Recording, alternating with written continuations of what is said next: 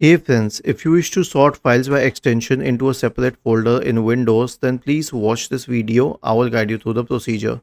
So we have a script for you.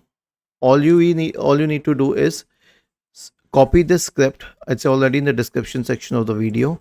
Search for Notepad in the Windows search bar. Open Notepad. Paste the script here. Click on File. Save as. Type the command fix.bat. Change the save as type to all files. Save it on your desktop or any good location, and then double click on this fix file and it will do the job for you. And you can see all these files are in this folder are separated by what do we say, their extension. Was this helpful? If yes, then please subscribe to the channel. If not, then let us know in the comment section of the video on how we could help you further. Thank you for watching this video and have a nice day.